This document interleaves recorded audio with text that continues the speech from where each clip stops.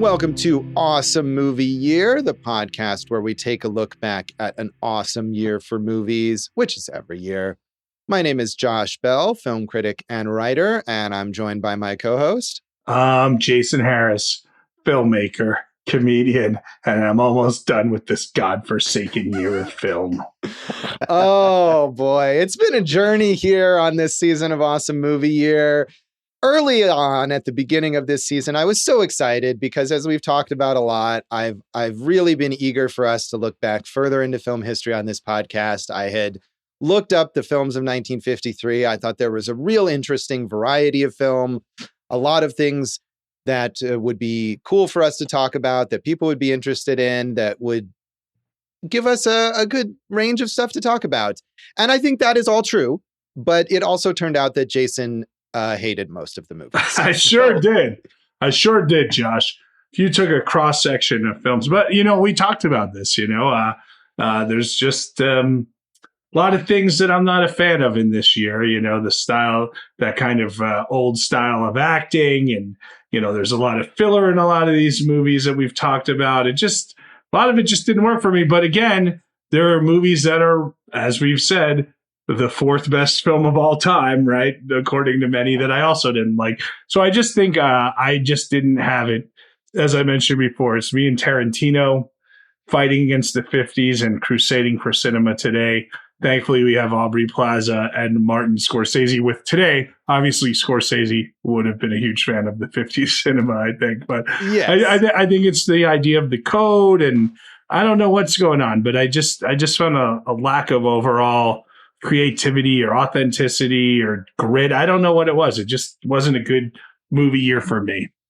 Yeah, I mean, I'm with you on the code. As we've talked about, I do like that old style of acting. I mean, it's different, but I think it's really, there's something really enjoyable about it. I think there's a lot of great acting in that style. I love movies from like the 30s and 40s too, which can be even more that way, as we talked about, like with The Wild One and Marlon Brando. This is at a point where method acting and stuff is just starting to become more mainstream. We talked about Montgomery Clift too, and From Here to Eternity, but I really like that old style of acting. But I'm with you that the code constrains a lot in Hollywood filmmaking. And of course, we did talk about multiple foreign films. We talked about independent films. So it wasn't all just 1950s Hollywood, but Jason hated it all anyway. So I liked a few things, You did. I got to say that. So, You did. So as always, at the end of the season, we look back at our categories and what movies that we didn't talk about that we could have, what other movies were major films in this year, and some suggestions that we got from you, our listeners. So we started off the season with the box office champion, The Robe, which Jason hated, the biblical epic. The worst film we've ever covered on this show. Still there. We actually talked about quite a few of the other top 10 box office films in 1953. From Here to Eternity was number 2, which we talked about, that Jason loved. So really quite a dichotomy there. Best picture winner. That too. The Western Shane, How to Marry a Millionaire with Marilyn Monroe. Those were the next on the list. Disney's Peter Pan. And then House of Wax, which we also talked about, the Vincent Price film. Gentlemen Prefer Blondes, also with Marilyn Monroe. That was my pick, which is a great movie, and I don't understand why Jason didn't like it. Oh, I made it very clear why I didn't. You did. That is true. That is true. But I still think that is a great film. Salome, which is another biblical epic. So as we talked about on The Road, biblical epics huge at the box office in this era. And finally, The Knights of the Round Table, and that is the top 10 films at the box office. I mean, Peter Pan's a classic. We all saw that growing up, and we all liked that one. I think I haven't seen it in years, but I think I'd still like that. And Shane is, considered by many, I'd say, if not the best, one of the top 5 Westerns of all time. I haven't watched it since probably high school, so that would be a good rewatch for me. Yeah, I saw that at the TCM festival one year, I believe, and with Alan Ladd, and it does have kind of a whiny kid. The main thing I remember is that kid go, Shane, come back, Shane. Come back, Shane. Yeah, that's true, Josh. That is true. But maybe it would be good to revisit. In our first feature episode, we talked about Stanley Kubrick's Fear and Desire. And that was really like the only major filmmaker debut feature for this year in terms of when I was doing research for this season. I noted just a few others that are not in that same league. Robert Aldrich, who directed like Whatever Happened to Baby Jane and The Flight of the Phoenix, and so some pretty major films. His first movie called Big Leaguer. Dick Powell, who's mainly known as an actor, a film noir actor, but was also a director in his first film called Split Second, as a first film as a director, another film noir. And then, as we did mention in our cult classic episode on Glenn or Glenda, that was Ed Wood's first feature. So Ed Wood and Stanley Kubrick, quite the dichotomy there. I think you've summed up 1953 for me. Lots of Ed Woods, too little Stanley Kubricks. But, all right. Kubrick was obviously the right pick. And those first three movies, where we kind of talked about all three of them on the episode, I think really set the path here of where he was going as a filmmaker. Right. And we should say that Fear and Desire, one of the films from this season that you did like. Yeah, so that's two already that we've mentioned. Hey, amazing. Our flop was another film that Jason really, really hated, The 5,000 Fingers of Dr. T, Dr. Seuss's only direct foray into Hollywood. And as we keep saying, box office figures are tough to quantify from this era. So I didn't find anything else notably that was a big flop that's famous. So this was really the only choice for this episode. And Dave loved this movie and Jason hated it. So it was quite a range of responses in that one. Yeah, this might be my favorite movie of the season. It's so much fun. Oh, Dave, that's wild, man. That movie's terrible. But I was excited when we kind of picked it. It's Dr. Seuss. It's Hollywood. It sounds crazy. It just didn't go crazy enough for me. Yeah. Jason's dreams for various episodes crushed here this season. The Cannes Film Festival Palme d'Or winner that we talked about was The Wages of Fear, another one that Jason did like. That's three. Other films in competition at Cannes that year include Come Back, Little Sheba, starring Burt Lancaster, had a big year that year with From Here to Eternity as well. Alfred Hitchcock's I Confess, which is personally, I think, one of Hitchcock's kind of lesser films. Monsieur Hulot's Holiday, the Jacques Tati film, which I haven't seen any of his Monsieur Hulot films or any Jacques Tati films at all, but he's a very, very famous comedy director from France, a huge influence on like Mr. Bean and other slapstick kind of stuff. So have you seen any Tati films, Jason? No, I haven't. And I wish you didn't ask because I was going to talk about how pathetic you are for not seeing any of that, you film idiot. Thank you. But you mentioned Burt Lancaster there, Josh, a real movie star, as I continue to say. He is, and I haven't seen Come Back, Little Sheba, but it looks like an interesting one. Peter Pan, actually, also in competition at Cannes. A John Ford film called The Sun Shines Bright, which I'm not familiar with, and a Vittorio De Sica film called Terminal Station that I'm also not familiar with, but both of those obviously big filmmakers in competition there at Cannes. Yeah, I don't have any answers for you, Josh. I like the one we picked. All right. Yeah, that was a good choice. And I think we talked also about the remake Sorcerer that William Friedkin made in 1977. That is worth seeing as well. Yeah, who was just saying that they watched Sorcerer like twice last year? Like, you know how Steven Soderbergh, right? And he loved Dr. T also, right? But yeah, it's funny how many of these movies that we referenced in this season have come up in pop culture, just either from our devices listening to us or because they actually have relevance to today. Yeah, they do, despite your dislike of all of them. The documentary that we talked about was The Living Desert, which is Walt Disney's first feature-length nature documentary and was also the Oscar winner for Best Documentary Feature that year.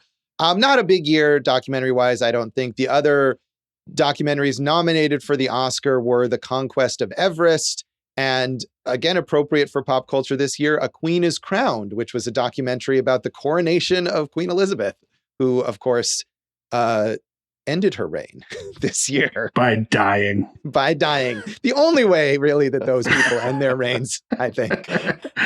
Yeah, well, Prince Andrew, he ended his reign by committing social suicide. And let's not continue to go there. Let's leave him out of this. But he bad boy. Yes. Neither of those films, I think, really long lasting as notable documentaries, but it was fun to talk about that Disney one, I think. Josh, don't remember on The Living Desert, we also ran an expose showing how the filmmaker mass murdered a bunch of animals just so he can make a documentary. He did, but not in that one. All the animals, no animals harmed in The Living Desert. It was only later that they murdered all the lemmings. So, lemming murderer and Jew haters and just a lot going on with that documentary. Disney, such a wholesome company. My pick, as I said, was Gentlemen Prefer Blondes, which I think is great. I hope people enjoy it, even if Jason did not. A few others that I thought of. Roman Holiday was the main other one that I was considering, with Gregory Peck and Audrey Hepburn. Audrey Hepburn won Best Actress that year. That is a really fun movie. And we were maybe going to do a Marilyn Monroe thing for Audience Choice, so I would have picked Roman Holiday there. A couple other favorites for me from that year, Stalag 17, which we talked about with William Holden, who also won the Oscar, and the gritty noir film, The Hitchhiker by Ida Lupino, one of the only female directors working in Hollywood during this period. Yeah, I wish you would have chosen that, but your bias against female filmmakers continues on this show. Sure. That was the reason. Our foreign film was Tokyo Story, as Jason said, the fourth greatest film of all time, according to the recent Sight and Sound poll, which happened this year and got a lot of attention. A few other considerations: Monsieur Hulot's Holiday, as I mentioned, the Jacques Tati film, Ugetsu by Mizuguchi, another Japanese film, and The Earrings of Madame de by Maxwell Ophuls, which is a film I have not seen, but have meant to see. So any other foreign films from that year that you like, Jason? Actually, Josh, I was going to choose one for my pick, which was Gates of Hell, a Japanese film directed by Kinagasa, who I'm sure I butchered his name, and I apologize for that. But it's about a samurai who tries to marry a woman he rescues only to discover she is already married. So I thought that would have been an interesting movie. Yeah, I am not familiar with that film, so could have been a good choice. But Jason, you picked The Wild One, which you didn't like. I did pick The Wild One. I still like the idea of going for something that we've never seen before, and I did want to see it. So I thought it would be a good choice. You never know when you're getting these cultural landmarks, whether they hold up as film or just landmarks.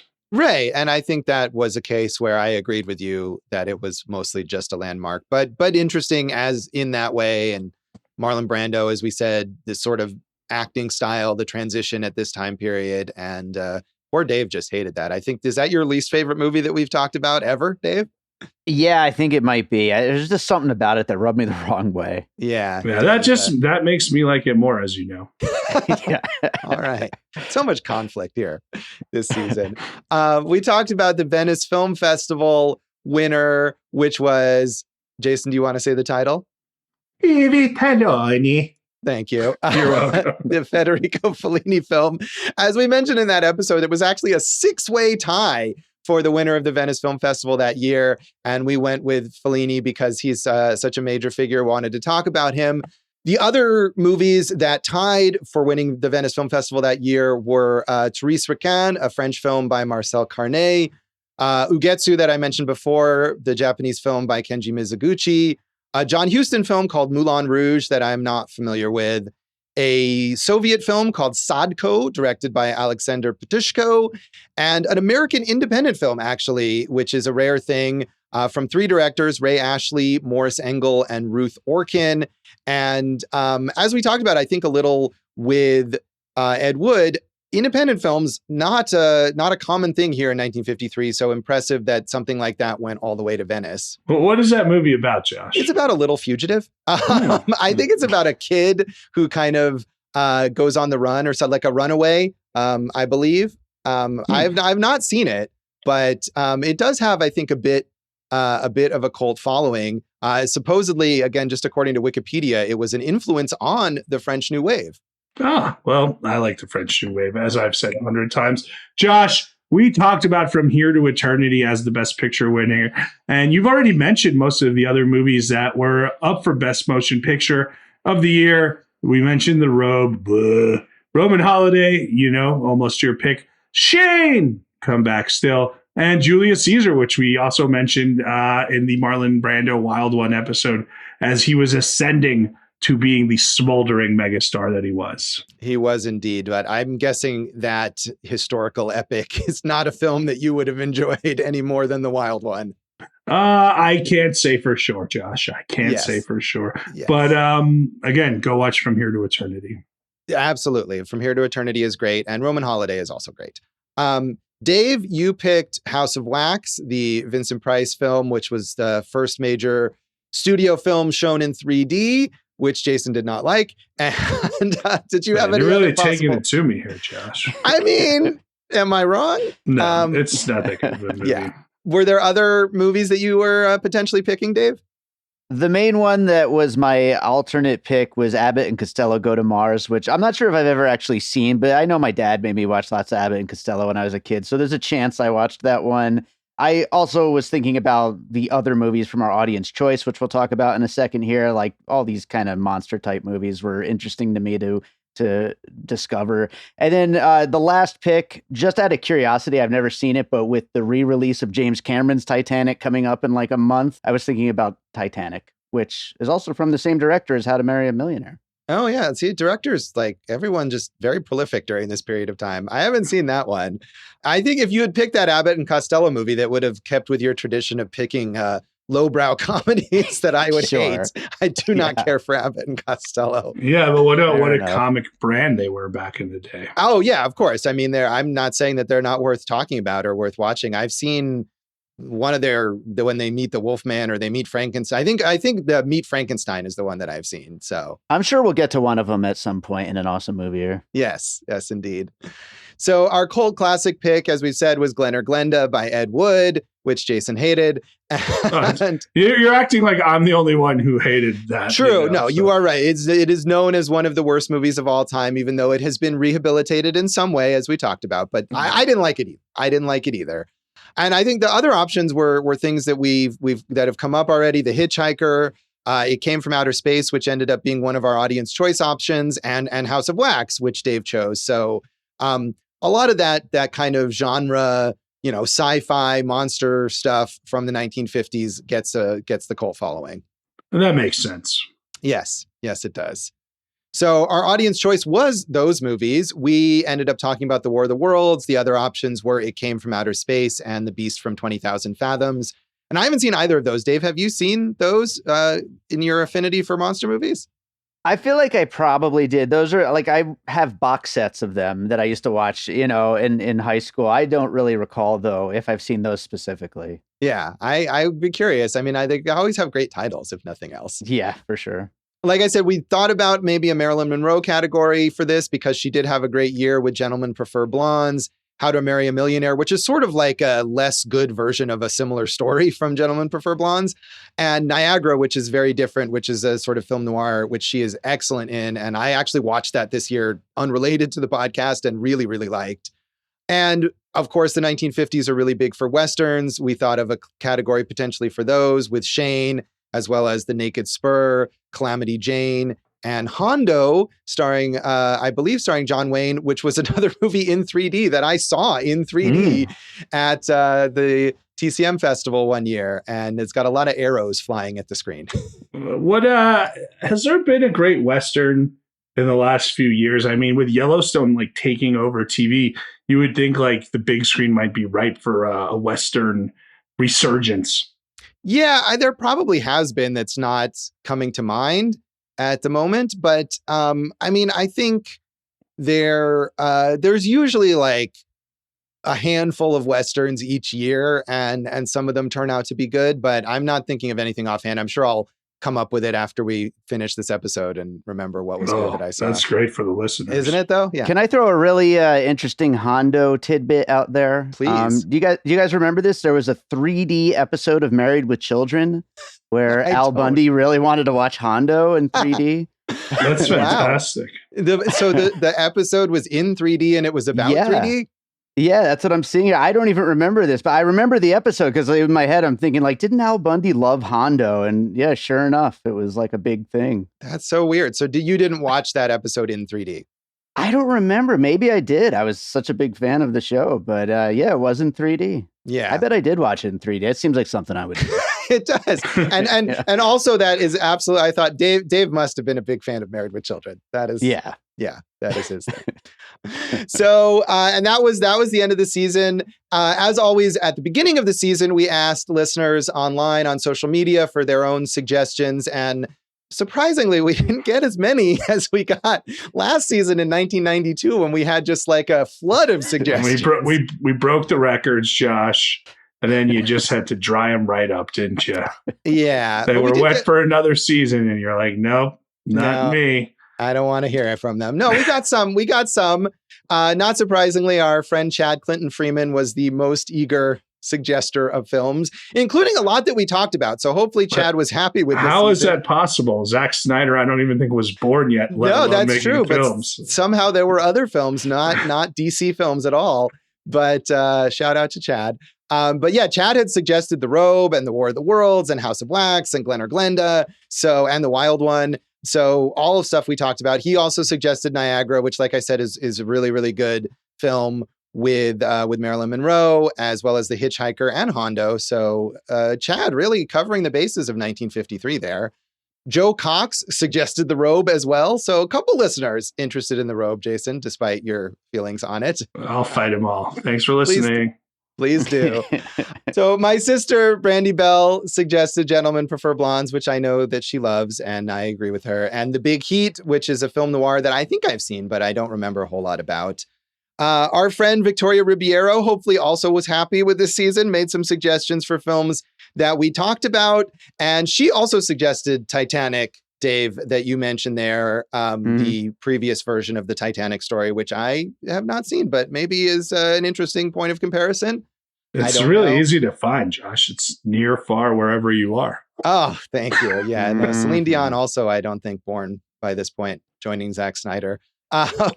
Finally, Bo Pearson suggested, again, a bunch of movies that we've mentioned: Shane, Hondo, Roman Holiday, The Wild One. And he also suggested Julius Caesar, that Oscar nominee featuring Marlon Brando. So even though we didn't get a ton of suggestions, we did cover a lot of the movies that people were interested in. So hopefully we pleased some of our listeners, and we appreciate all the suggestions. Maybe we gave people a reason to check out movies from 1953 or to avoid 1953 movies altogether. Hey, man, it's what it is. Not everyone's going to like everything, you know? True. But in the spirit of that, Jason, we went from a year that I really wanted to talk about to something that you really wanted to do, which was go as recent, really, as we were willing to do. So let us know what's coming up in the next season. Yeah, Josh, as you have been wanting to go further back into time, I want to see what it feels like to cover the most modern year that we could cover. But you have put hard rules in place about you refuse to cover anything that is less than a decade old. So we looked at 2 years, and we're not going to pick the year that's only 10 years ago. We're going back one extra year for you, Josh. 11 years ago, the year was 2012, and we thought that had a real interesting tapestry of films for us to cover. So that is going to be our next season, 2012. I'm going to try to get the audience back that you lost in this season, and we're going to do the best that we can to get the show back on track. Yeah, I think one of the great things about this show is that we can cover this wide range of film history, and we can jump ahead nearly 60 years from one season to another. So yeah, because we still don't have sponsors, and we've done 200 episodes and made no money. Thanks, guys. I mean, we're enjoying it. I think Jason is 1953 has made you so bitter. I don't know. I hope we can bring your joy back. I'm still dealing with the fallout of the Korean War from that year, Josh. There's a lot going on. It's rough. So as always, we're starting with the box office champion, and that is the Avengers. So 200 episodes, we've never talked about the Marvel Cinematic Universe. Great. There's something I'm not burned out on. All right. So Jason, look forward to Jason hating the films of 2012. Tune in next time for the Avengers. Thanks for listening to Awesome Movie Year. Thank you for listening to Awesome Movie Year. Make sure to follow Awesome Movie Year on Facebook, at Awesome Movie Pod on Twitter, and at Awesome Movie Year on Instagram. And if you like the show, review us and rate us with 5 stars on Apple Podcasts.